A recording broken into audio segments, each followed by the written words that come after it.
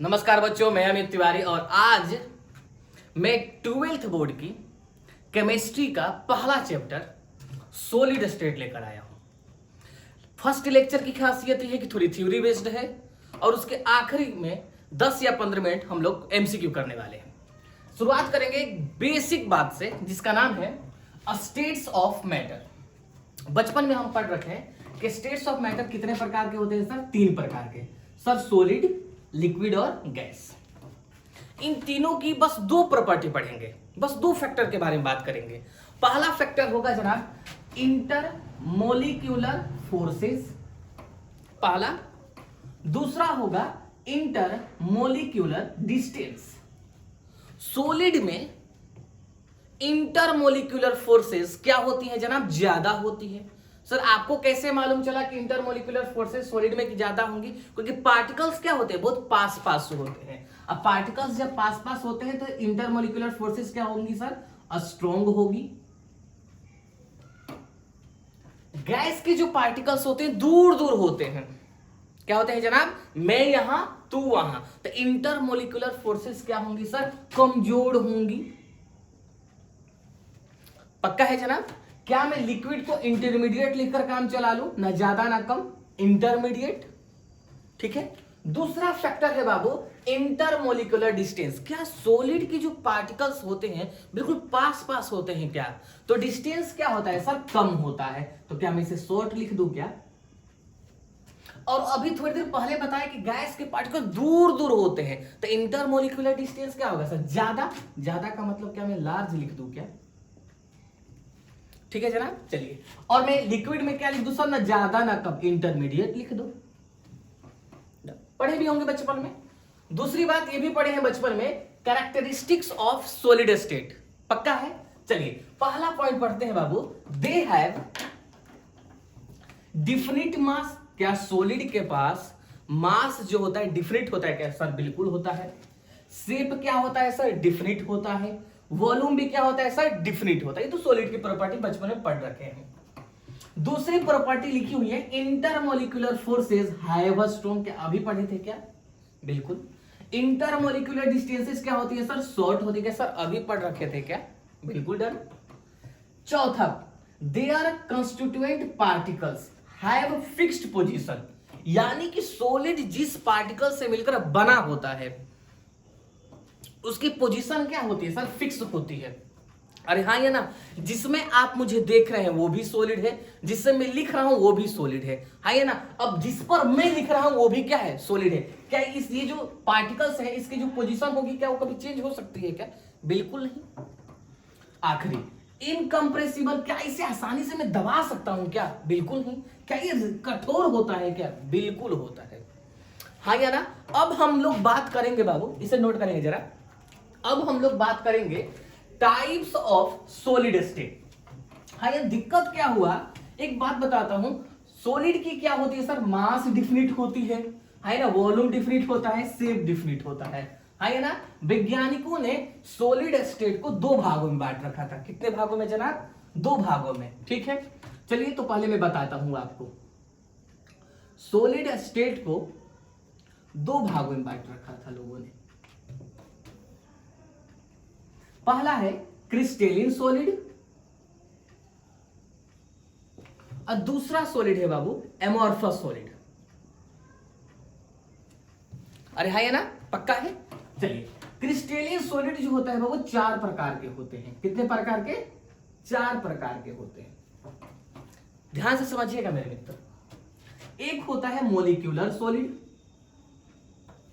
बिल्कुल डिटेल में बात करेंगे थोड़ी देर में। दूसरा होता है ionic solid.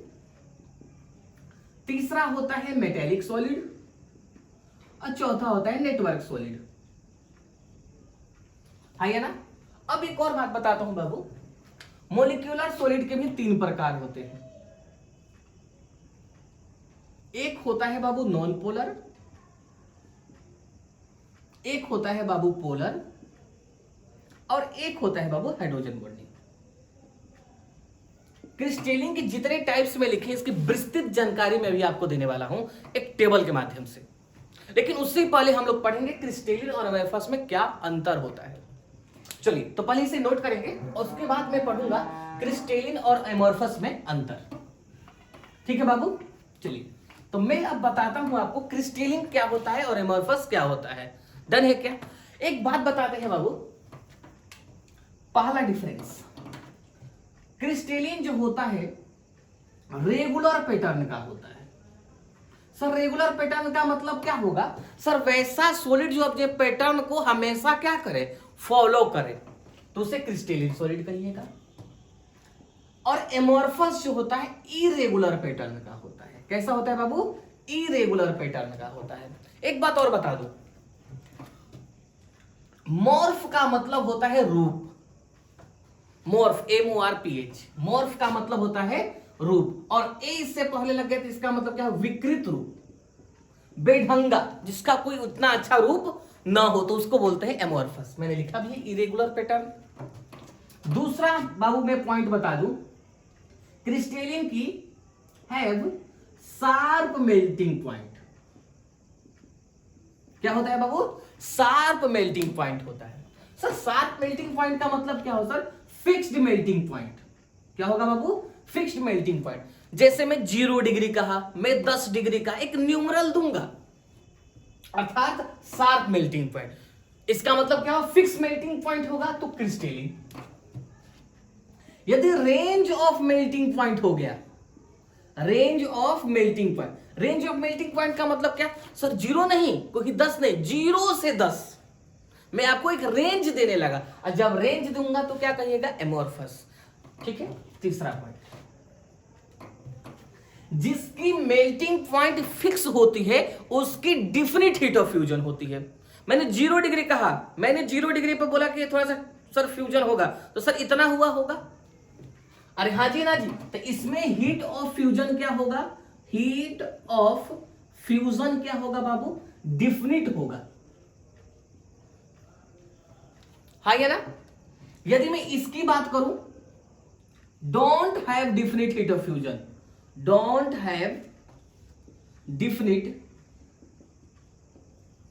Heat of fusion. Sir इसमें एक बात बताओ, डिफिनिट हीट ऑफ फ्यूजन क्यों नहीं होगा? क्योंकि मैं फिक्स टेम्परेचर नहीं दिया, मैं कहा 0 से 10। सर 0 पे थोड़ा कम फ्यूजन हुआ होगा, 1 पर थोड़ा ज्यादा, 5 पर थोड़ा ज्यादा, 10 पर थोड़ा ज्यादा। कैसे डिफिनिट हीट ऑफ फ्यूजन कह पाओगे आप? बिल्कुल नहीं। चलिए चौथा पॉइंट देखिए जरा, अब जरा ध्यान रखिएगा, क्रिस्टलिन की जो ऑर्डर होती है वो लॉन्ग रेंज ऑर्डर होती है। सर लॉन्ग रेंज ऑर्डर का मतलब क्या हुआ? ये अपने पैटर्न को दूर तक फैला कर रखता है। कम दूरी के लिए नहीं होता, दूरी तक के लिए होता है सर। हाँ या ना? और जो एमोर्फस जो होता है शॉर्ट रेंज ऑर्डर के लिए होता है, शॉर्ट रेंज ऑर्डर के लिए होता है, कम दूरी के लिए अपने पैटर्न को फॉलो करता है। हाँ या ना? ध्यान रखिएगा। 5th नंबर पॉइंट, क्रिस्टलिन को ट्रू सॉलिड कहा जाता है। ये वास्तव में इसे कहा जाता है कि आप ठोस हो। अरे हाँ या ना? क्योंकि इसका रेगुलर पैटर्न होता है। लेकिन एमोर्फस को सूडो सॉलिड कहा जाता है, या एक और नाम इसका बाबू लिखेंगे, सुपर कोल्ड लिक्विड। सर इसका मतलब बताइए। सूडो सॉलिड का मतलब होता है बाबू फॉल्स सॉलिड, ये वास्तव में सॉलिड नहीं है। मैं एक बात जानकारी के लिए बताता हूं, ध्यान समझिएगा, एक बिल्कुल अच्छी बात बताता हूं आपको। 2 गिलास लो, सेम हाइट से गिरा दो, 2 अलग अलग कांच लो, सेम हाइट से गिराओ। बाबू दोनों ग्लास के बराबर टुकड़े नहीं होते, अलग अलग टुकड़े होते हैं। किसी के 10 टुकड़े तो किसी के 12 टुकड़े होते हैं। इसका मतलब क्या हुआ कि ग्लास जिस पार्टिकल से मिलकर बना होता है उसकी जो पार्टिकल्स होते हैं वो इरेगुलर शेप में होते हैं। किस शेप में? इरेगुलर शेप में। सूडो का मतलब क्या होता है बाबू? False solid. Super cold liquid, ध्यान से समझिएगा। सबसे बड़ी बात तो राजस्थान के शहरों में बता दूं, होता क्या है, जैसे जैसे सूर्य की किरणें उस पर पड़ती है ग्लास पर, तो उसके जो पार्टिकल्स होते हैं ग्लास के, ग्रेविटी के कारण बॉटम में आकर बैठ जाते हैं। गर्मी के दिनों में, यानी कि दिन के दिनों में, जब वही शाम होने लगता है तो वो क्या होने लगता है, वो उसके पार्टिकल्स ठंडा होने लगता है, यानी कि कूल होने लगता है। जिसकी वजह से जो बस की जो खिड़कियां होती हैं, टॉप जो भाग होता है वो पतला होने लगता है और जो बॉटम पार्ट होता है बाबू वो मोटा दिखाई देने लगता है। हाँ या ना? पक्का। गर्मी के दिनों में क्या होता है, ऊपर के पार्टिकल्स नीचे आकर बैठ जाते हैं ड्यू टू ग्रेविटी, आप मालूम ही होगा।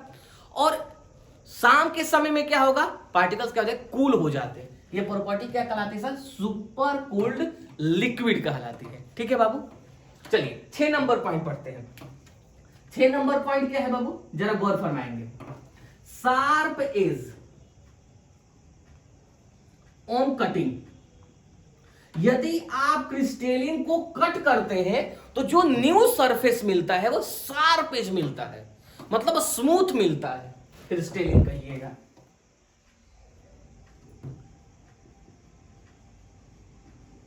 इरेगुलर या रफ एज ऑन कटिंग, क्या मैं ग्लास को जब नीचे गिराया था तो क्या उसका सरफेस रेगुलर मिला था? क्या बिल्कुल नहीं सर, रफ सरफेस मिलता है। अरे हाँ जी ना जी, याद रखिएगा। 7वां और आखिरी और most important for board point of view, crystalline जो होता है बाबू एनिसोट्रोपिक होता है।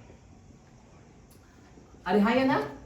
और जो एमॉर्फस जो होता है बाबू आइसोट्रोपिक होता है। अब मैं समझाता हूं दोनों क्या है। आइसो का मतलब क्या होता है बाबू? सेम। सर इसका मतलब होता है same physical property in different direction, यानी कि अलग अलग दिशा से देखने पर एक ही फिजिकल प्रॉपर्टी दिखाई दे, आइसोट्रोपिक कहिएगा। फिजिकल प्रॉपर्टी में जैसे कि आप melting point, boiling point, refractive index, etc. Anisotropic का मतलब क्या हुआ? Different physical property, different physical property in different direction, अलग अलग डायरेक्शन से देखने पर अलग अलग गुण दिखाई देगा, फिजिकल गुण दिखाई देगा, तो उसे क्या कहिएगा? एन आइसोट्रोपिक कहिएगा। इसे लिखें।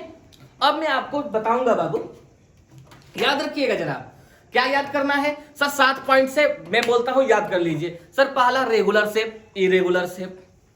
अरे हाँ जी ना जी। Sir fixed melting point, range of melting point. दूसरा heat of fusion sir different होगा इसका, और इसका हीट ऑफ फ्यूजन डिफरेंट नहीं होगा। चौथा क्या सर? ये लॉन्ग रेंज ऑर्डर होता है, तो ये कैसा ऑर्डर होता है बाबू? शॉर्ट रेंज ऑर्डर होता है। ये ट्रू सॉलिड होता है, तो इसे सूडो सॉलिड या सुपर कूल्ड लिक्विड कहते हैं। पक्का। जब इसको कट करते हैं तो सरफेस जो होता है शार्प मिलता है, यानी कि रेगुलर मिलता है, और इसको जब कट करते हैं तो रफ सरफेस मिलता है। ये एनिसोट्रोपिक होता है और ये होता है आइसोट्रोपिक। ठीक है बाबू, अब चलते हैं क्लासिफिकेशन की तरफ। ठीक है बाबू, चलिए। अब क्लासिफिकेशन में बहुत सारी बात करेंगे, हाँ ना? हर एक के सॉलिड का प्रॉपर्टी की बात करेंगे। जरा बनाइएगा मेरे साथ, ठीक है बाबू? ठीक है बाबू, ठीक। चलिए पहला मैं ब्लॉक बनाऊंगा बाबू टाइप्स का। कितने टाइप्स के थे, पहले ये ब्लॉक बनाऊंगा। दूसरा ब्लॉक बनाऊंगा बाबू सीपी का। सीपी का मतलब हो गया बाबू कंस्टिट्यूएंट पार्टिकल्स। बाबू आप पूरा लिखेंगे, मेरे पास थोड़ा सा स्मार्ट बोर्ड की कमी है, आप सीपी लिखेंगे, कंस्टिट्यूएंट पार्टिकल्स। तीसरा बाबू लिखेंगे फोर्स। अब वो जो सॉलिड होगा किस प्रकार के फोर्स को व्यक्त करता है। चौथा लिखेंगे बाबू एग्जाम्पल, उस सॉलिड्स का एग्जाम्पल लिखे। अभी तक मैं आपको एग्जाम्पल नहीं बताया तो मैं इसमें बताऊंगा। चौथा, पांचवा बात करेंगे बाबू इलेक्ट्रिकल कंडक्टिविटी। इलेक्ट्रिकल कंडक्टिविटी का मतलब बिजली पास करेगा कि नहीं करेगा, कंडक्टर होगा कि इंसुलेटर होगा, इलेक्ट्रिकल कंडक्टिविटी। उसके बाद बात करेंगे बाबू फिजिकल नेचर की बात करेंगे, सॉलिड सॉफ्ट होगा कि हार्ड होगा, और आखिरी बात करेंगे बाबू मेल्टिंग पॉइंट की। इतनी सारी बातें मैं करने वाला हूं आज के लेक्चर में। अरे हाँ या ना? जरा गौर फरमाइएगा मेरे मित्रों, मेरे नवाबो, बॉस इधर देखिए भाई। पहला टाइप में क्या बता रखा था बाबू, आ रहा है क्या? ठीक है, पहला टाइप बता रखा था मोलिक्यूलर सॉलिड। क्या बता रखा था क्या? बिल्कुल सर। अच्छा इसके कितने टाइप बता रखा था आपका बाबा? पहला बता रखा था नॉन पोलर। अरे हाँ या ना मेरे मित्रों? दूसरा बता रखा था बाबू पोलर, और तीसरा बता रखा था बाबू हाइड्रोजन बॉन्डिंग। हाँ, मैं एक बात मानता हूं कि आज का लेक्चर थोड़ा थ्योरेटिकल है, लेकिन बिल्कुल आता है थ्योरी बेस्ड सवाल और टिक से मार कराने का। जरा गौर फरमाएंगे। मोलिक्यूलर सॉलिड कह रहा है। अच्छा एक बात बताइए, ये किससे मिलकर बना होगा? सर नाम ही लिखा है मोलिक्यूलर, तो किससे मिलकर बना होगा? सर मोलिक्यूल से ही मिलकर बना होगा। तो पहले आप यहां क्या लिखेंगे? मोलिक्यूल्स। नॉन पोलर भी किससे मिलकर बना होगा? मोलिक्यूल्स। पोलर भी किससे मिलकर बना होगा? मोलिक्यूल्स। हाइड्रोजन बॉन्डिंग भी किससे मिलकर बना होगा? मोलिक्यूल्स। है ना? चलिए फोर्सेस की बात करेंगे। नॉन पोलर में कैसा फोर्स होता है? तो नॉन पोलर में बाबू विक वान डर वाल फोर्स होता है। कैसा फोर्स होता है बाबू? विक वान डर वाल फोर्स। अब जो जो फोर्स का नाम लिखिए याद रखिएगा। नॉन पोलर में एक फोर्स होता है लंदन फोर्सेस। कौन सा फोर्सेस बाबू? London forces. एक वैज्ञानिक का नाम था, उनके नाम पर दिया गया। इसका एक, इस फोर्स का एक और नाम है डिस्पर्शन फोर्स। कौन सा फोर्स बाबू? Dispersion force. ये दो ही नाम आप याद रखिएगा। नॉन पोलर के बीच के फोर्सेस की बात करेगा तो लंदन फोर्सेस या डिस्पर्शन फोर्सेस। क्या बताइएगा सर? विक वान डर वाल फोर्स होता है। ठीक है बाबू, चलिए। अच्छा अब नॉन पोलर के एग्जाम्पल क्या क्या होते हैं जरा लिखेंगे। CH4, CO2, I2 और आर्गन। है ना? इतने सारे पहले मॉलिक्यूल्स। और एक याद रखिएगा नोबल गैस भी किसका एग्जाम्पल होता है बाबू? नॉन पोलर का। एक बार आपके एग्जाम में आ चुका है। आर्गन किस प्रकार का सॉलिड है? तो नॉन पोलर। है ना? चलिए इलेक्ट्रिकल कंडक्टिविटी। नॉन पोलर जो होता है बाबू इंसुलेटर होता है। कैसा होता है बाबू? इंसुलेटर होता है, यानी कि बिजली पास नहीं करती, याद रखिएगा, डेटा है भैया। फिजिकल नेचर यानी कि सॉफ्ट होता है। नॉन पोलर कैसा होता है बाबू? सॉफ्ट होता है, बिल्कुल याद रखिएगा ये सारी बातें। मेल्टिंग पॉइंट नॉन पोलर की क्या होती है? Very low. है ना? चलिए ऐसे पूरी बातें याद रखिएगा आप सभी। अब हम किसके बारे में बात करेंगे? सर पोलर के बाद कंस्टिट्यूएंट पार्टिकल्स क्या बता रखा था मैं? मोलिक्यूल्स। डन है। चलिए एक बात बताइए बाबू, फोर्सेस कैसा होंगे? नॉन पोलर में तो लंदन फोर्सेस या डिस्पर्शन फोर्स, पोलर में dipole dipole force. Sir dipole dipole, polar का मतलब क्या होता है सर? दो लोग। अरे कितने लोग? दो लोग। तो पोल कितनी बार लिखोगे सर? दो बार sir. DP DP. Sir DP DP का मतलब डाइपोल डाइपोल फोर्स। है ना? पोलर और पोलर के बीच जो फोर्स लगता है उसको डाइपोल डाइपोल फोर्स बोलने का। ठीक है बाबू, चलिए एग्जाम्पल क्या होगा? सर एक लिख लो आप HCl और एक लिख लो आप SO2। मैं सब बताऊंगा, ध्यान से बस लिखे आप। इलेक्ट्रिकल कंडक्टिविटी क्या होती है सर? इंसुलेटर होता है। फिजिकल नेचर कैसा होता है बाबू? ये भी क्या होता है सर? सॉफ्ट होता है। इसकी मेल्टिंग पॉइंट इससे थोड़ी ज्यादा, यानी कि कम। इसकी बहुत ज्यादा कम होती है, इसकी थोड़ी कम होती है। हाइड्रोजन बॉन्डिंग मॉलिक्यूल से होगा। फोर्सेस सर नाम ही लिखा है H बॉन्डिंग, लिखो भैया। फोर्स कैसा होगा सर? हाइड्रोजन बॉन्ड होगा। अरे है ना? एग्जाम्पल क्या लिखोगे? अच्छा पहले मैं बता दूं जानकारी के लिए, ध्यान से सुनिएगा बाबू। हाइड्रोजन बॉन्डिंग कब होता है? पहले तो हाइड्रोजन का होना जरूरी है या फोन का होना जरूरी है, नहीं तो फ्लोरीन रहे, नहीं तो ऑक्सीजन रहे, नहीं तो नाइट्रोजन रहे। ज्यादातर ऐसे ही केस मिलते हैं, कभी कभी कार्बन और क्लोरीन में भी ये देखा जाता है। आप याद रखिएगा फ्लोरीन, ऑक्सीजन, नाइट्रोजन में से कोई एक और हाइड्रोजन का होना तो अति आवश्यक है। तो पहला मैं एग्जांपल लिख देता हूं HF। अरे हाँ जी ना जी सर पानी लिख दो, पानी बहुत दिन हो गया पानी लिखे हुए, लिख दिए। सर NH3 लिख दो, ये भी लिख दिया। ETC। अरे हाँ ये ना, याद रखिएगा।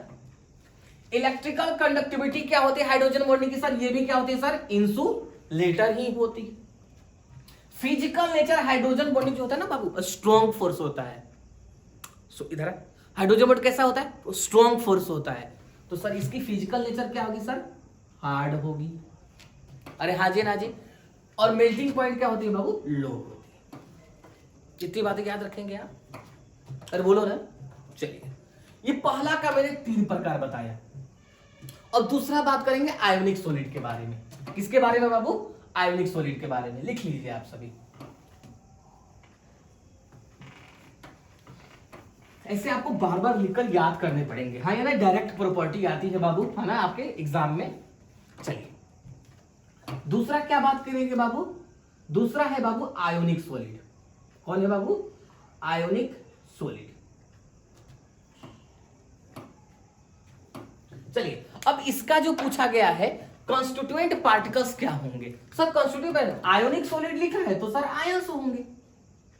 अरे हाँ है ना, डन है भैया। फोर्सेस कैसा होगा, आयन का मतलब क्या होता है बता तो जरा लाल, मेरे लाल। प्लस माइनस होता है, प्लस माइनस का पास आपके फिजिक्स वाला टीचर क्या बता रखा है, प्लस माइनस का मतलब क्या, इलेक्ट्रोस्टैटिक फोर्स। अरे हाँ ना, अब इलेक्ट्रोस्टैटिक किसने दिया था सर, कूलॉम्ब ने दिया था ये लो, तो उसी के नाम पर कूलॉम्बिक लॉ भी लिखते हैं। तो पहले लिख लो इलेक्ट्रोस्टैटिक, इलेक्ट्रोस्टैटिक फोर्स, या आप क्या लिख सकते हैं सर, कूलॉम्बिक फोर्स। ठीक है बाबू, आप पूरा लिखेंगे, मेरी तरह मक्कारी नहीं करेंगे।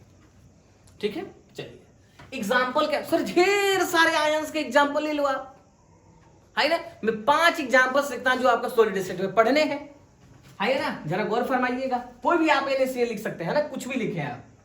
मैं 5 लिखता हूं सर, एक NaCl लिखो, CaCl, ZnS, CaF2, N2O, है ना सर। Na पर प्लस, O पर माइनस, Ca पर प्लस, F पर माइनस, Zn पर प्लस, S पर माइनस, Cs पर प्लस, Cl पर माइनस। और ये तो आपका प्यारा सा नन्हा Cl NaCl है। चलिए जरा बात करते हैं आगे की, इलेक्ट्रिकल कंडक्टिविटी। अच्छा, इलेक्ट्रिकल कंडक्टिविटी के बारे में क्या बात करेंगे सर, सॉलिड स्टेट में होगा, ध्यान से समझिएगा, यदि सॉलिड स्टेट में होगा तो सर बिजली पास नहीं करेगी। सॉलिड स्टेट में होगा तो बिजली पास नहीं करेगी, यानी कि सर इंसुलेटर होगा। मैं लिख देता हूं, नहीं तो आप लोग केस कर दोगे, इंसुलेटर होगा। लिक्विड स्टेट लिखे, चाहे फ्यूजन स्टेट लिखे या मोल्टेन स्टेट लिखे, अब जैसे ही प्लस माइनस आएगा तो इलेक्ट्रॉन फ्लो करना शुरू, और जब इलेक्ट्रॉन फ्लो करना शुरू करेगा तो आपका बिजली भी पास करना शुरू कर देगा। तो लिक्विड स्टेट में क्या होता है बाबू, कंडक्टर होता है। फिजिकल नेचर क्या होगा आयोनिक सॉलिड का सर, हार्ड बट ब्रिटल। अरे बोलो, क्या नमक को आसानी से नहीं तोड़ सकते हैं क्या आप लोग, लेकिन हार्ड होता है सर।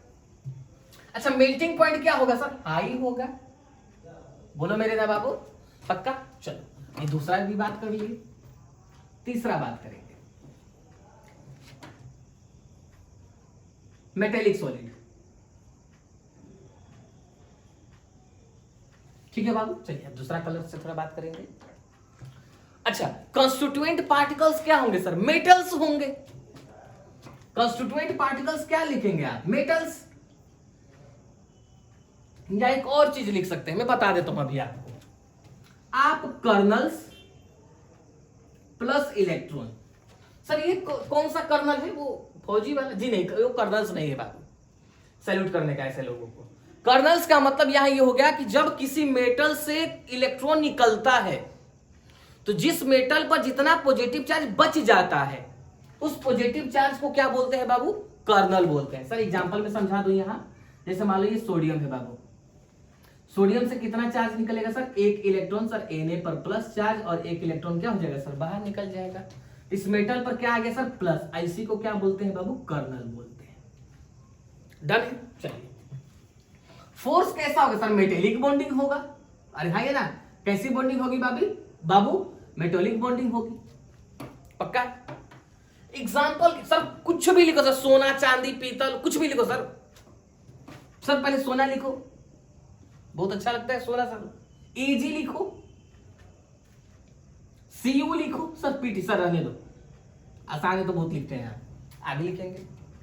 इलेक्ट्रिकल कंडक्टिविटी नहीं भी लिखूंगा तो आपको मालूम है सर, सॉलिड हो फिर भी कंडक्टर, लिक्विड हो फिर भी कंडक्टर। बोलो रे देवा। चलो आगे देखते हैं, फिजिकल नेचर मेटल का क्या होता है सर, सॉलिड होता है, लिखने का, और फिजिकल नेचर हार्ड लिख दीजिएगा, पक्का पक्का। चलिए मेल्टिंग पॉइंट क्या होगा सर, हाई। मेल्टिंग पॉइंट क्या होगा सर, हाई होगा, लिख दो सर हाई। ऐसे आप पूरी बातें आप पढ़ लीजिएगा। अब मैं चौथा बताता हूं और आखिरी, जो बहुत ज्यादा इंपॉर्टेंट है, ध्यान से देखिएगा। आयोनिक सॉलिड, ध्यान से जरा गौर फरमाइएगा। आयोनिक सॉलिड किस कॉन्स्टिट्यूएंट पार्टिकल से मिलकर बना होगा sir? Sorry sorry sorry sorry sorry ये बता रखा हूं। नेटवर्क सॉलिड, मैं माफी चाहूंगा, बुढ़ापा लगता है आगे। नेटवर्क सॉलिड लिखे या कोवेलेंट सॉलिड लिखे। नेटवर्क सॉलिड का दूसरा नाम क्या है बाबू? कोवेलेंट सॉलिड है, ठीक है। कॉन्स्टिट्यूएंट पार्टिकल्स क्या होंगे सर? एटम्स होंगे। अरे हाँ, ये ना, बिल्कुल डन।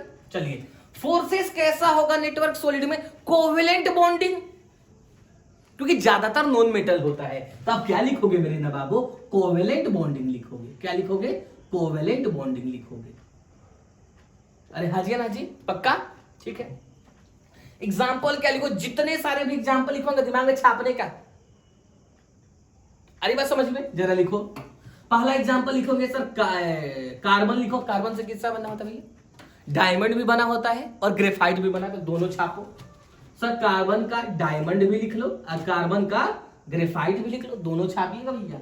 फिर एक होता है सर SiC। क्या होता है सर? SiC। एक होता है सर क्वार्ज। अरे हाँ जी, ना जी। एक होता है सर सिलिकॉन। एक होता है सर एल्यूमिनियम नाइट्राइड। ये जो जितने मैंने एग्जाम्पल अभी लिखे हैं, इस सारे के जो स्ट्रक्चर होते हैं नेटवर्क का स्ट्रक्चर होता है। नेटवर्क यानी कि लंबी दूरी के लिए, मैं बता भी रखा था क्रिस्टलिन ऐसा होता भी है। इलेक्ट्रिकल कंडक्टिविटी है ना सर, डायमंड में तो पास नहीं करता, इंसुलेटर होता है। लेकिन क्या ग्रेफाइट में पास करता है? तो सर कंडक्टर होता है। अरे हाँ जी, ना जी। चलिए, फिजिकल नेचर कैसा होता है सर? सर डायमंड जो होता है वो हार्ड होता है, लेकिन ग्रेफाइट जो होता है क्या होता है बाबू? सॉफ्ट होता है। मेल्टिंग पॉइंट क्या होगी सर? Very high. अरे हाँ जी, ना जी, पक्का लिखे जरा इसे। बच्चों अब बात करेंगे कुछ विशेष नोट के बारे में। On heating amorphous it becomes crystalline at some temperature. यदि मैं एमोर्फस को हीट कर रहा हूं तो इरेगुलर पैटर्न में होता है, और जब मैं हीट करने लगूंगा वो धीरे धीरे धीरे किस में चेंज होने लगता है बाबू? रेगुलर पैटर्न का। और धीरे धीरे वो क्या बनकर तैयार हो जाता है बाबू? क्रिस्टलिन बनकर तैयार होता है। तो ये भी एक लाइन याद रखिएगा, एनसीईआरटी की लाइन है बाबू, डन। अब दूसरी बात मैं करता हूं बाबू, एग्जांपल्स में थोड़ी नहीं बता पाया था मैं अभी, ध्यान से सुनिएगा मेरी बातें, है ना, डन करिएगा, डन एकदम। क्रिस्टलिन और एमोर्फस का मैं एग्जांपल देता हूं। पहले मैं एमोर्फस का देता हूं, है ना। यदि आपके सामने क्वार्ज ग्लास लिखे, क्या लिखे? Quartz glass. इसका फॉर्मूला होता है बाबू SiO2। क्या होता है बाबू? SiO2। इसका एक और नाम है बाबू सिलिका। क्वार्ज ग्लास लिखे, SiO2 सिलिका लिखे तो क्या कहिएगा? एमोर्फस कहिएगा। केवल क्वार्ज लिखे तो क्या कहिएगा बाबू? क्रिस्टलिन कहिएगा। और इसका भी फॉर्मूला बाबू यही होता है SiO2 या सिलिका।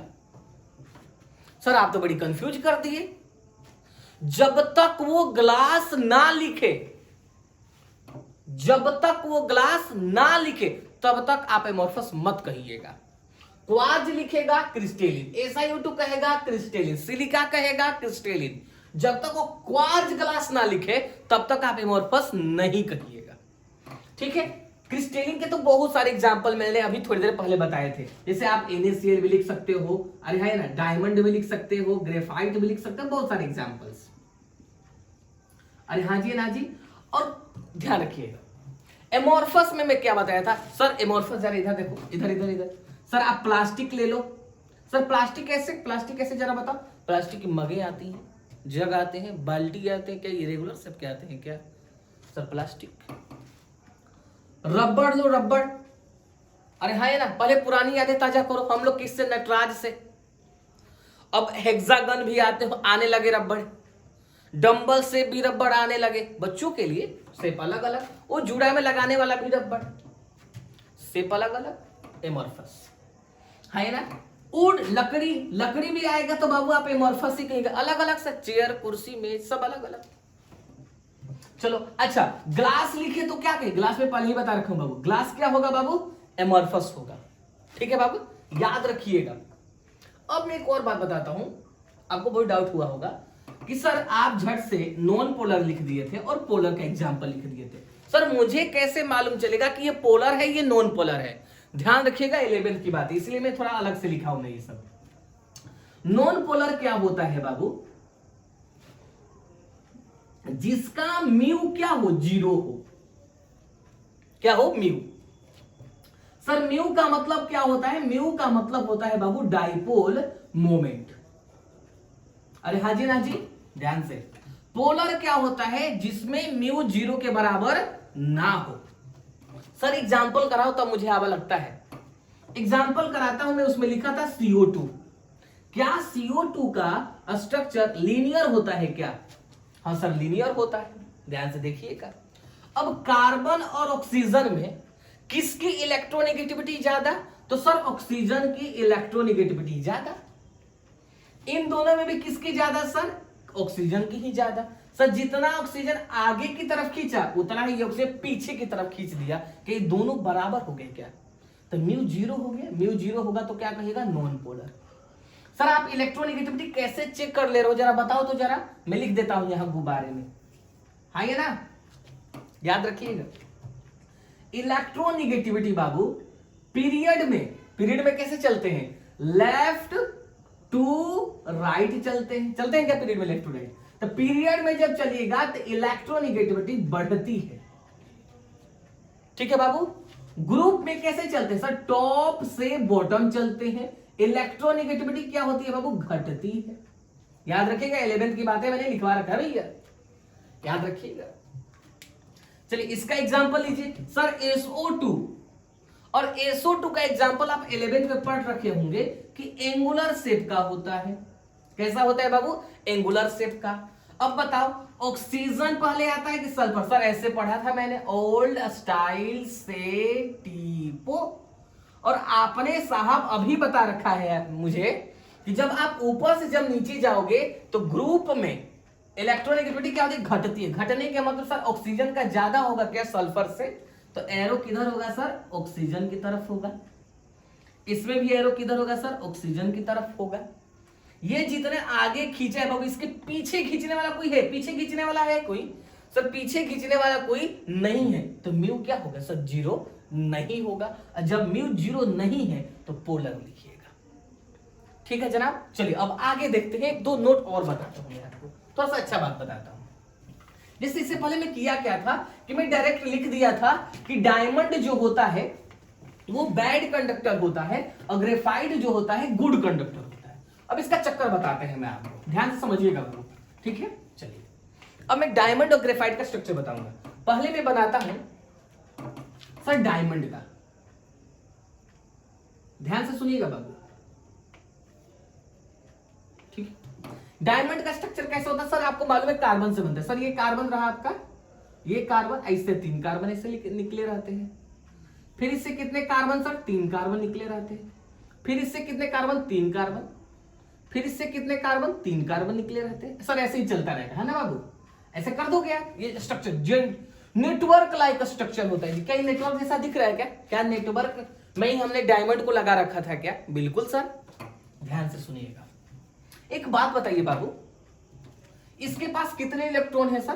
कार्बन के पास 4। सर 1 2 3 4। क्या चारों के चारों काम पर लगा रखा है क्या? जब चारों के चारों इलेक्ट्रॉन कार्बन के काम पर लगा रखा है तो मूवमेंट ऑफ इलेक्ट्रॉन होगा क्या? जब मूवमेंट ऑफ इलेक्ट्रॉन ही नहीं हुआ डायमंड में, तो ये भैया बिजलियां कहां से पास करी? बिजली पास करी? बिल्कुल नहीं करेगा। सर बिजली कब पास करती? जब इलेक्ट्रॉन मूव करता, तब इसके पास है ये नहीं था, जरूर, लेकिन काम पर लगा दिया था। ठीक है जनाब, ठीक है। तो ये क्या होता है सर? इंसुलेटर होता है। ये बात समझ गए होंगे आप, इंसुलेटर होता है। एक प्रॉपर्टी के और व्याख्यान करता हूं मैं डायमंड की, बड़ी मस्त प्रॉपर्टी, ध्यान से देखिए। यदि मैं डायमंड को यहां से आग लगाना शुरू करूं, कहां से सर? यहां से। अब ये कार्बन करता क्या है? अपनी इस आग को हर एक वदन में फैला देता है। लगाया कहां था आग? सर एक जगह। इससे हर जगह ये कार्बन अपनी हीट को क्या कर देता है सर? फैला देता है। इससे पूरा डायमंड क्या हो जाता है सर, गर्म। इस प्रॉपर्टी को क्या बोलते हैं सर, थर्मल कंडक्टिविटी।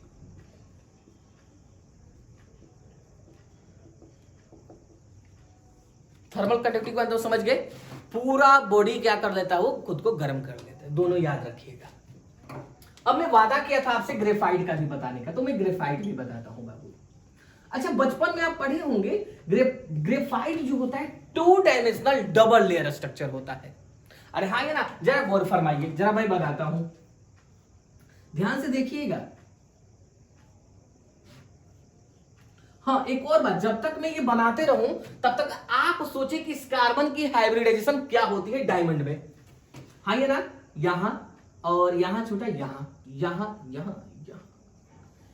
ध्यान से पढ़ना बहुत ही जरूरी।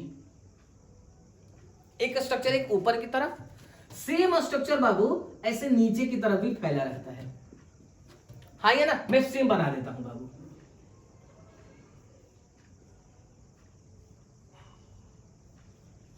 अजी डबल बॉन्ड जो दिख रहा है वो अल्टरनेट पर दिखाई देने चाहिए आपको। सर यहां है तो सर यहां और यहां मत लगाओ, यहां लगाओ। अरे हाँ जी ना जी, पक्का। जब यहां पर लगाया तो यहां नहीं लगना चाहिए सर, यहां लगना चाहिए। सर एक और नीचे बना दो, है ना, मैं थोड़ा सा जगह की कमी दिख रही है। सर यहां बनाया तो यहां नहीं बना, सर यहां बना दो, फिर एक इधर बना दो। मतलब एक एक जगह छोड़ के बनाइएगा आप सभी, इस बात का ख्याल रखिएगा। यहां बनाए हो, यहां बनाए हो तो यहां मत बनाना बाबू, यहां बनाना। ये तो अपनी जगह पर सही है, ठीक है भाई। चलिए ध्यान से सुनिएगा, 2 प्रॉपर्टी इसकी भी बात करेंगे हम। पहला प्रॉपर्टी ध्यान से सुनिएगा, किसी कार्बन को पकड़ लीजिए आप, ये कार्बन कितने इलेक्ट्रॉन को काम पर लगा रखा है सर, 1 2 3 इलेक्ट्रॉन को काम पर लगा रखा है। कार्बन के पास इलेक्ट्रॉन होती कितने मेरे ना बाबू, 4। एक इलेक्ट्रॉन बाकी है क्या, एक इलेक्ट्रॉन क्या इस पूरे स्ट्रक्चर में मूवमेंट करता रहता है क्या? क्या इलेक्ट्रॉन के मूवमेंट को ही आप कंडक्टिविटी कहते हैं क्या? तो क्या होता है सर, कंडक्टर होता है। दूसरा थर्मल कंडक्टिविटी, अब ये शो करता है कि नहीं करता, ये भी शो करता है। जैसे ही आप इस जगह आग लगाइएगा तो ये जो करता क्या है कि पूरे ग्रेफाइट में आग को क्या करता है, फैला देता है। उसको क्या बोलते हैं बाबू, थर्मल कंडक्टिविटी बोलते हैं, है ये ना। अब आप उसमें पता कर लिए होंगे कि कार्बन की हाइब्रिडाइजेशन क्या होगी। तो ये कार्बन कितना सिग्मा बना रहे सर, 1 2 3 4। सर 4 सिग्मा का मतलब क्या होता है, sp3 होता है, है ये ना। अब इसमें कार्बन कितना सिग्मा बना सर, 1 2 3। क्या एक बॉन्ड हाइड्रोजन के साथ बनाया होगा क्या, डन है। कितने हुए sir, 1 sigma 2 sigma 3 sigma. 3 sigma का मतलब क्या होता है बाबू, sp2 होता है। तो ये भी याद रखिएगा, कार्बन की हाइब्रिडाइजेशन डायमंड में sp3, ग्रेफाइट में sp2, इसे लिखे। अब इसके बाद जितने आज पढ़े थे उससे बेस्ड सवाल करेंगे हम सभी, तब तक इसे नोट करें आप। अब थोड़ी प्रैक्टिस करेंगे जनाब, क्या करेंगे, प्रैक्टिस। अब जिसने थ्योरी अच्छे से पढ़ी होगी वो सवाल बहुत अच्छे से करेंगे। अरे हाँ जी जी, जरा देखेंगे। पहला सवाल, विच इज नॉट ट्रू, ये याद रखिएगा, नोट पूछ रहा है भैया, not true for crystalline solid. इनमें से कौन सा कथन जो है असत्य है, किसके लिए, क्रिस्टेलिन सॉलिड के लिए। याद रखिएगा, डिफिनिट हीट ऑफ फ्यूजन, मैं बता रखा था हीट ऑफ फ्यूजन क्या होता है सर, डिफिनिट होता है। क्या सर ये क्रिस्टेलिन रेगुलर पैटर्न का होता है क्या सर, हाँ बता रखे हो। क्या क्रिस्टेलिन ट्रू सॉलिड होता है क्या सर, हाँ आप बता रखे हो। क्या क्रिस्टेलिन आइसोट्रोपिक होता है क्या सर, नहीं आइसोट्रोपिक नहीं होता है, एन आइसोट्रोपिक होता है। B is the right answer. Which is an amorphous solid, आप करो, मुझे नहीं आता ये सब, अब मैं आपको पढ़ा रखा हूं। एमोर्फस सॉलिड पूछ रहा है। एक बात बताओ बाबू, ग्रेफाइट क्या है सर, क्रिस्टेलिन सॉलिड है। और क्रिस्टेलिन सॉलिड में भी कौन सा सॉलिड है सर, ये क्या है सर, नेटवर्क सॉलिड या covalent solid. B option quartz glass में बोला था ना, जैसे ही क्वार्ज ग्लास लिखे, ग्लास लिखे, एमोर्फस सॉलिड। आगे पढ़ लेते हैं क्या लिखा है, सिलिकॉन। ध्यान रखिएगा जो मैं बातें बताता हूं अभी, सिलिकॉन का भी जो स्ट्रक्चर होता है नेटवर्क जैसा होता है। कैसा होता है जनाब? नेटवर्क जैसा होता है। जैसे देखिए सिलिकॉन जो होता है ऐसे जुड़ा रहता है, खुद से जुड़ा रहता है बाबू, ऐसे सिलिकॉन का स्ट्रक्चर होता है। तो याद रखिएगा, गड़बड़ मत करिएगा। सिलिकॉन का स्ट्रक्चर भी कैसा होता है बाबू? नेटवर्क। नेटवर्क का मतलब सर कोवेलेंट। SiC ये तो लिखवा रखा है। सिलिकॉन कार्बाइड कैसा स्ट्रक्चर होता है सर? नेटवर्क स्ट्रक्चर होता है। ऑप्शन बी होगा। तीसरा सवाल, Which is true about the value of refractive index of quartz glass? Quartz glass की रिफ्रैक्टिव इंडेक्स की वैल्यू पूछ रहा है। पढ़ते हैं। Different in all direction. एक बात बता, क्वार्ट्ज ग्लास के एमोर्फस होता है क्या? हाँ सर होता है। और एमोर्फस, एक बात बताओ, आइसोट्रोपिक होता है क्या? हाँ सर आइसोट्रोपिक होता है। और आइसोट्रोपिक क्या होता है? Same in all direction. देखो जरा कहां लिखा सर? बी। अरे हाँ ये ना, मैं बोला था ना, पढ़ कराएंगे थ्योरी, आंसर मार कराएंगे जनाब। Which condition favours the existence of solid? अब इस सॉलिड के एग्जिस्टेंस के किस कंडीशन को फॉलो करा है? जरा पढ़े जरा, कौन सा ऑप्शन होगा सर? पहला है हाई टेम्परेचर। बिल्कुल नहीं सर, ज्यादा टेम्परेचर दोगे तो सर दूर दूर नहीं चाहिए। हाई थर्मल सर वही होता है, ज्यादा टेम्परेचर दूर दूर नहीं चाहिए। Weak cohesive force. Weak cohesive force का मतलब क्या होता है? इंटरमोलिकुलर फोर्सेस कमजोर होंगी। ए देवा, ये बता रखा है क्या मैंने? ऐसे बोलोगे क्या? इंटरमोलिकुलर फोर्सेस स्ट्रॉन्ग बता रखा सर, ये नहीं होगा। लो टेम्परेचर, हाँ सर कम टेम्परेचर चाहिए, क्योंकि सॉलिड के पार्टिकल्स पास पास होते हैं ना। कौन सा ऑप्शन सही होगा सर? डी ऑप्शन होगा। लिखिए बाबू। अब अगला एमसीक्यू करेंगे बाबू। Graphite is a good conductor of electricity due to the presence of. Graphite जो होता है गुड कंडक्टर ऑफ इलेक्ट्रिसिटी होता है, इनमें से किस वजह से कारण? क्या ग्रेफाइट के पास में लोन पर इलेक्ट्रॉन बता रखा था क्या मैं जब स्ट्रक्चर बता रखा था? तो बिल्कुल नहीं। मैं बोला था ना सवाल वैसे ही आते हैं थ्योरी बेस्ड। दूसरा क्या? Free valence electron. हाँ सर, ग्रेफाइट में क्या होता था ना, 3 जो इलेक्ट्रॉन होते थे पार्टिसिपेट करते थे और एक इलेक्ट्रॉन क्या करता था? वैलेंस घुमा रहता था। क्या यही चक्कर होगा क्या गुड कंडक्टिंग का? चलिए अगला सवाल। Which of following is network solid? इनमें से कौन सा नेटवर्क सॉलिड होगा? आप करिए, मुझे नहीं आता ये सब। पहला है SO2। अरे सर ये क्या? SO2 तो मोलिक्यूलर सॉलिड है। अरे बोलो ना बाबू। और SO2 मोलिक्यूलर सॉलिड में भी कौन सा सॉलिड है ये बताओ जरा। तो सर मोलिक्यूलर में भी ये है सर पोलर। ये भी याद रखिएगा, मैं एग्जांपल लिखवा रखा हूं सब। सर I2 जो है ये भी मोलिक्यूलर सॉलिड है, लेकिन ये किसका एग्जांपल है सर? नॉन पोलर का। याद रखिएगा ये सारी बातें। सर डायमंड क्या होता है? नेटवर्क होता है, इसको टिक लगा लेंगे। आगे थोड़ा बढ़ेंगे। पानी। पानी सर क्या होता है? सर मोलिक्यूलर सॉलिड होता है। मोलिक्यूलर सॉलिड में भी कौन सा बाबू? H बॉन्डिंग होता है। ठीक है, चलिए आखिरी करेंगे। Graphite can't be classified as. देखते हैं किसके अंदर क्लासिफाइड नहीं कर पाते हैं। Conducting solid. क्या ग्रेफाइट में बिजली पास नहीं होती? सर होती है। Network solid. क्या ग्रेफाइट नेटवर्क सॉलिड नहीं होता? सर होता है। Covalent solid. सर नेटवर्क को ही तो कोवेलेंट बोलते हैं। सर तीनों सही है। चौथा पढ़ो। क्या ग्रेफाइट आयोनिक सॉलिड होता है? नहीं सर, आयोनिक सॉलिड नहीं होता है।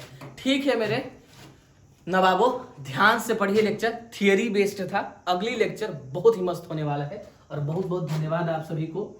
हाँ या ना? हाँ, लेकिन लेक्चर थोड़ा सा ध्यान से पढ़ेंगे। हाँ या ना? चलिए गुड नाइट, जय श्री राम।